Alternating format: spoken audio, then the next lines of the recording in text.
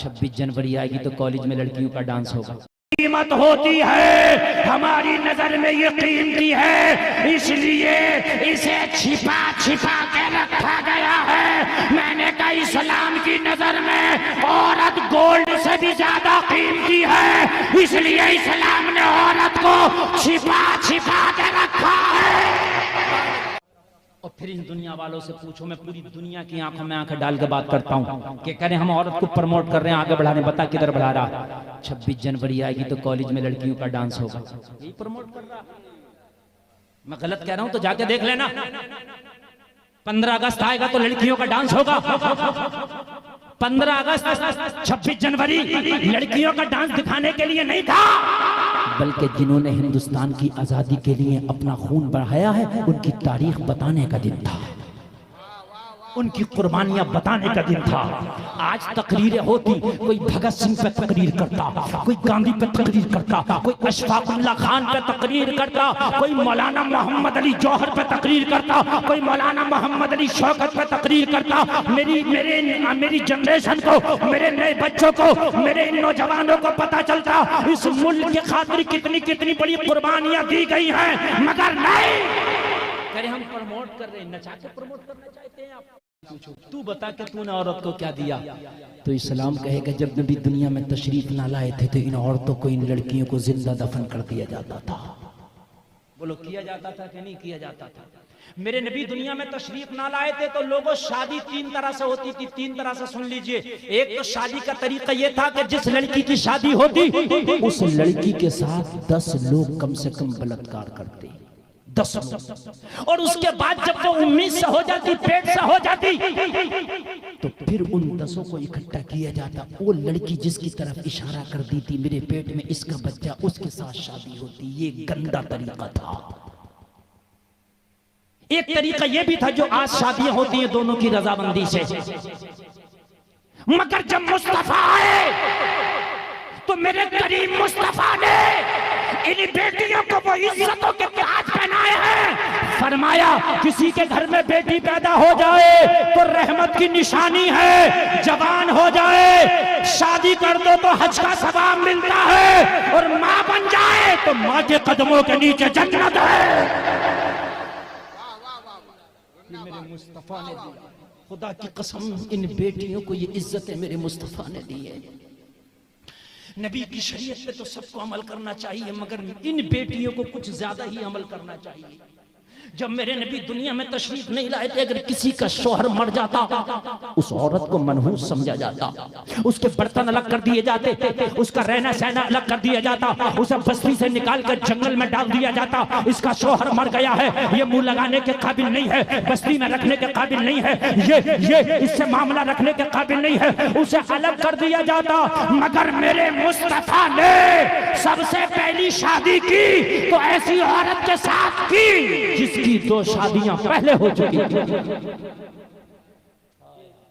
इस औरत को मेरे नबी ने ऐलाने नबूवत बाद में किया है, औरत को गले पहले लगाया। 25 साल की उम्र में मेरे नबी ने शादी की है अम्मी खदीजा से। मालूम है आपको? मुझे तारीख का वो बाब याद आ रहा है। एक शख्स मेरे नबी की बारगाह में आके बैठ के रो रहा था। मुस्तफा करीम फरमाते आने वाले तू रोता क्यों? अर्ज करने लगा आका कुछ अर्ज करना चाहता हूँ। नबी ने फरमाया बोल बोल। अर्ज करना चाहता हूँ आका लेकिन गुनाह बहुत बड़ा है, बताते हुए शर्म आती है।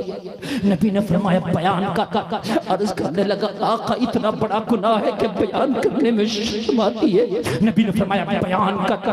अर्ज करने लगा या रसूल अल्लाह मैं तौबा करने आया हूँ, अगर आप करम कर दे, अगर आप इशारा कर दे तो अल्लाह मेरे गुनाहों से दरगुजर फरमा दे, अल्लाह मेरे गुनाहों के रजिस्टर पर रहमत का कलम फेर दे। मुस्तफा इसलिए आपकी बारगाह में गुनाह बयान करना चाहता हूँ, आप दुआ कर दे। नबी ने फरमाया बयान कर। अर्ज करने लगा या रसूलल्लाह शर्म आती है। नबी ने फरमाया बयान कर। अर्ज करने लगा आका ये उस वक्त की बात है कि जब आपने ऐलान नबुव्वत ना किया था, जमाने जाहिलियत की बात है। या रसूलल्लाह मेरा एक काम था, किसी के घर में अगर बच्ची जन्म लेती और उसका बाप अपनी बच्ची को जिंदा दफन नहीं कर पाता तो उस बच्ची की सुपारी लेके उस बच्ची को जिंदा दफन मैं करता था। मेरा ये काम था। आका मैं इस बच्चियों को जिंदा दफन करने में। आका मैंने 99 बच्चियों को जिंदा दफन कर दिया था। कितनी लोगों? 99। या रसूल अल्लाह मेरा दिल काला हो गया था। बच्चियों की सिसकियों का मेरे ऊपर कोई असर नहीं होता, लेकिन या रसूल अल्लाह एक दिन एक शख्स मेरे पास आया और कहने लगा मेरी एक 5 साल की बेटी है, क्या तू उसे जिंदा दफन करेगा? बता उसकी जिंदा दफन करने की कीमत क्या लेगा? मैंने कहा अभी तो छोटी है, 5 साल की बच्ची कितनी होती है, तू ही जिंदा दफन कर देना। मुझसे क्यों कराता? मैं तो उन लड़कियों को भी जिंदा दफन करता हूँ जो बड़ी हो जाती हैं, और उनको भी दफन करता हूँ जो छोटी होती है, मगर तेरी छोटी सी बच्ची तू ही दफन कर दे। कहने लगा बात ये है मैं जिंदा दफन करना चाहता था लेकिन ना कर पाया, इसलिए कि मैं काफी अरसे से अपने घर से दूर था। जब मैं कई साल के बाद अपने घर में आया तो मैं जब अपनी बीवी को छोड़ के गया था तो मेरी बीवी उम्मीद से थी। जब मैं वापस आया तो मेरे घर के आंगन में एक बच्ची खेल रही थी। मैंने बीवी से पूछा ओ मेरी बीवी ये किसकी बच्ची है? बीवी ने कहा ये तेरी ही बेटी है, जब तू घर से चला गया था तो इसने जन्म लिया है। रोज रात को कोई रात ऐसी नहीं आती कि तुझे याद करके ना सोती हो, कोई दिन ऐसा नहीं निकलता कि तुझे याद ना करती हो। जब तक ये पानी नहीं पीती, जब तक तुझे याद नहीं कर लेती है, जब तक खाना नहीं खाती, जब तक तुझे याद नहीं कर लेती है। रोजाना खाना खाने से पहले कहती थी माँ पता नहीं बाप भूखा होगा या खाया होगा। रोजाना पानी पीने से पहले कहती थी माँ पता नहीं बाप ने पिया होगा या प्यासा होगा। तुझे बड़ा प्यार करती थी। ओ बाप तू घर में आया है, 5 साल के बाद आया है। अपनी बेटी को गले लगा के एहसास दिला दे कि तेरा बाप जिंदा है। और एक बात बताऊं जलसे में आने वालों, हकीकत बात है, बेटों से ज्यादा बेटियां माँ बाप से प्यार करती हैं। अगर बाप घर में आए तो बेटा पूछेगा बाप क्या लाया है, बेटी पूछेगी मेरे बाप तूने खाना भी खाया है कि नहीं खाया। कहने लगा मैंने उस बेटी को जब जिंदा दफन करना चाहा, उसके प्यार ने मुझे मजबूर कर दिया, उसके प्यार के सामने मैं सरेंडर हो गया। मैं चाहता था उसे जिंदा दफन कर दूं, मगर उसने प्यार इतना किया, इतना प्यार किया, इतना प्यार किया कि मेरे हाथ कांप गए। या रसूल अल्लाह वो शख्स मेरे पास आया कि अपनी बेटी को मैं तो जिंदा दफन नहीं कर सकता, लेकिन तू जिंदा दफन कर दे। वो बेटियों सुनो, तुम्हें रसूल हाशिम ने कितनी इज्जतें दी हैं। अगर आज तुम त्योहार के मौके पर बाहर ब्यूटी पार्लर में जाके गैरों की जांघों पे हाथ रख के अपने बाजुओं तक मेहंदियां लगवाती हो तो शर्म आना चाहिए। अगर बाजारों में बाल खोल के घूमती हो तो शर्म आना चाहिए। बेपर्दा घूमती हो शर्म आना चाहिए, इसलिए कि तुम्हारा आइडियल हैदराबाद की सानिया नहीं, ये मेरी बहनों तुम्हारा आइडियल मदीने की फातिमा तो ज़हरा है। तुमने किसा आइडियल बना दिया है? तुम्हारी आइडियल कोई फिल्मों में काम करने वाली नहीं है, तुम्हारा आइडियल शहीद आदम को दूध पिलाने वाली फातिमा है। तुम्हारा आइडियल नबी की मुजम्मल वाली चादर पे बैठने वाली फातिमा है। तुम्हारा आइडियल कोई दुनियादार नहीं हो सकती। तुम्हारा आइडियल मुस्तफा की वफादार मुस्तफा की बेटी है। अल्लाह अल्लाह जरा गौर करो। अर्ज करने लगा या रसूलल्लाह मेरे पास आ गया, मैंने उससे डील कर ली, इतने पैसे लूंगा तेरी बेटी को जिंदा दफन करने के। कहने लगा बाप राजी हो गया उतने पैसे देने पर। वो कहने लगा मैंने कहा फला जंगल में फला जगह पर फला सहरा में आ जाना, तेरी बेटी के नाम का कब्र खोद कर तैयार करूंगा, तेरी बेटी का नाम का गड्ढा बनाकर तैयार करूंगा, अपनी बेटी को लेके आना। या रसूलल्लाह वो चला गया, उसने गड्ढा तैयार कर लिया, कब्र तैयार कर ली। या रसूलल्लाह मैं किसी बहाने से अपनी बेटी को लिया और लेने के बाद मैं घर से बाहर लाया, मैं बेटी को लाके उसी जंगल में उसी सहरा में ले आया जिस जगह पर उसने मुझे पता, जिस जगह पर मैंने उसको पता बताया था। या रसूलल्लाह वो बाप जब बेटी को लेकर के आया, उसने बेटी का हाथ पकड़ा, मेरे हाथ में दिया। या रसूलल्लाह बेटी की चीख निकल गई, कहने लगी ओ बाप इस जालिम के हाथ में मेरा हाथ ना दे, ये बदनामी जमाना है, इसने कितनी लड़कियों को जिंदा दफन कर दिया। मेरे बाप तू इसके हाथ में हाथ देगा तो मुझे भी जिंदा दफन कर देगा। मेरे बाप मैं कसम खा के कहती हूँ तुझसे जिंदगी में कभी एक जोड़ा कपड़ा तक नहीं मांगूंगी। अगर कपड़े नहीं होंगे तो पहमद लगा लगा के पहन लूंगी, मगर इसके हवाले मुझे ना कर। बाप अगर खाना भी नहीं होगा तो फाके कर लूंगी, पेट से पत्थर बांध लूंगी, लेकिन इस जालिम के हवाले ना कर, ये मुझे जिंदा दफन कर देगा। लेकिन बाप ने एक ना सुनी, अर्ज करता या रसूल अल्लाह, अपनी 5 साल बच्ची का हाथ मेरे हाथ में दे दिया। कहने लगा तेरी रकम ये है कि इसकी ज़बान से निकले हुए जुमले मेरे दिल को तीर की तरह चुभते हैं। बड़ी प्यार से कह रही थी, ओ बाप मुझे एक जोड़ा कपड़ा भी अगर तू नहीं देगा तो पूरी जिंदगी पेमत लगा लगा कर पहन लूंगी, मगर तुझसे शिकवा ना करूंगी, लेकिन इसी हवाले ना कर। बाप अगर कभी एक लुकमा भी नहीं देगा तो तुझसे शिकवा नहीं करूंगी, पेट से पत्थर बांध के तेरा चेहरा देख देख के जिंदगी गुजार लूंगी। ओ बाप मैंने 5 साल तक तेरे फिराक में गुजारे हैं, 5 साल तेरी यादों में गुजारे हैं। ओ बाप 5 साल के बाद तू आया तो मुझे उम्मीद थी तू ढेर सारा मुझे प्यार देगा, लेकिन तूने तो इस जालिम के हवाले मुझे कर दिया। ओ बाप तू कहां ले आया? अर्ज करता या रसूल अल्लाह, जैसे ही उसने मेरे हाथ में 5 साल बेटी का हाथ दिया, मैंने झटका दे के उस बच्ची को कब्र में ढकेल दिया। बच्ची कब्र में गिरी, चेहरा जमीन पर लगा, जल्दी से उठी, उठ के कहने लगी एक बार मेरा हाथ पकड़ के मुझे कब्र से निकाल के एक बार मेरे बाप का नजारा करा दे, उसके बाद फिर मुझे जिंदा दफन कर देना।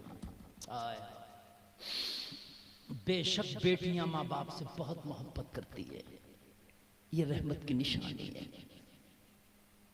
वो बेटियां तुम्हें मुस्तफा ने कितना इज्जत दी है, कितनी इज्जत दी है, जरा अपनी इज्जत को समझो।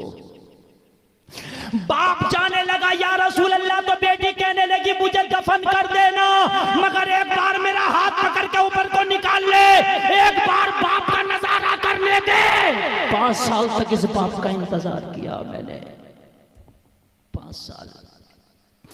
5 साल के बाद ये बाप का मुखड़ा मुझे नजर आया, तो इस बाप ने तेरे हवाले कर दी, आखिरी बार मुझे बाप का नजारा करा दे।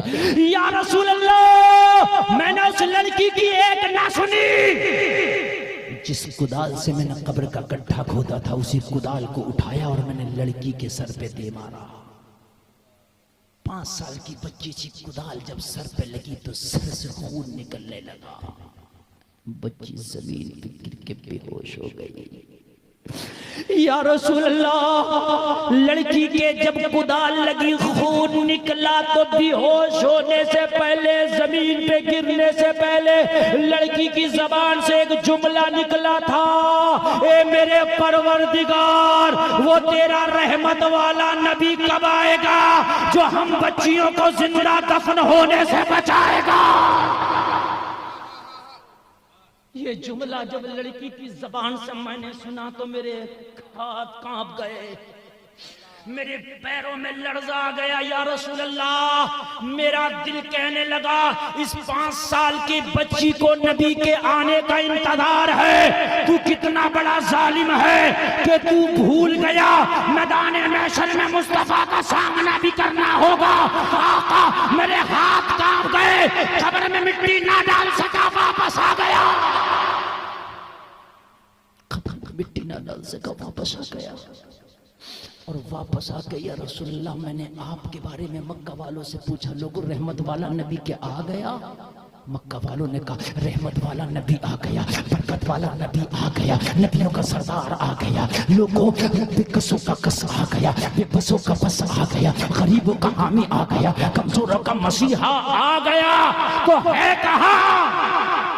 मक्का वालों ने कहा, मक्का वालों ने बहुत सताया, हिजरत करके मदीना चला गया। आका मैं मक्का से मदीना आ रहा हूँ आप ही की मुलाकात के लिए, या रसूल अल्लाह इतना बड़ा गुनाह है क्या अल्लाह मुझे माफ कर देगा? मुस्तफा की आंख में आंसू आ गए। नबी ने फरमाया तेरा गुनाह तो बहुत बड़ा है, लेकिन अल्लाह गफूर रहीम है, सच्ची तौबा कर ले, अल्लाह तुझे माफ कर देगा।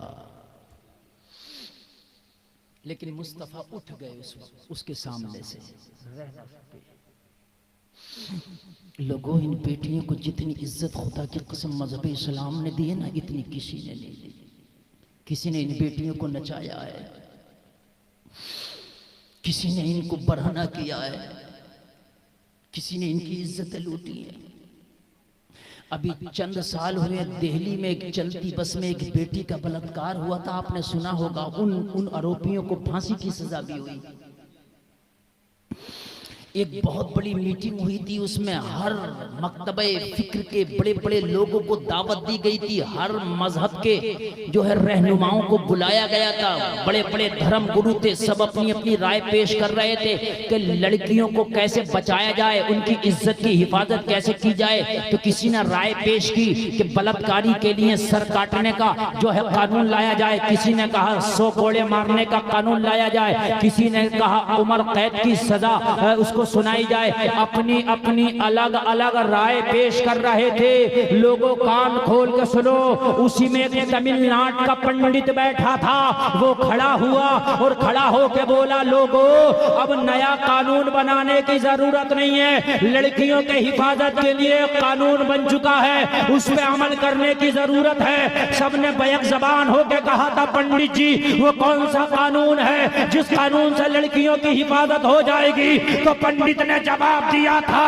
1400 साल पहले आमिना के लाल ने कानून बनाया है पर्दा।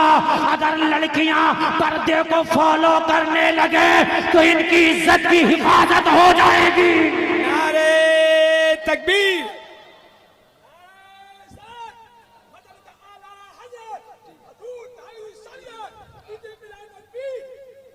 ये एक मस्तान ही आप सबसे यार बढ़कर है, नारा लगाना है तो आप भी लगा दिया करो। जिस मुल्क में सर काटे जाते हैं बलात्कार वहां भी होते हैं, चाहे थोड़े होते हो। जहां पर उम्र कैद की सजाएं दी जाती हैं बलात्कार तब भी हो रहे हैं, और जहां पर्दा होता है वहां बेटी के साथ बलात्कार नहीं होता। नबी का बनाया हुआ कानून पर्दा ये बेटी की इज्जत की हिफाजत की जमानत लेता है। लेकिन बड़ा अफसोस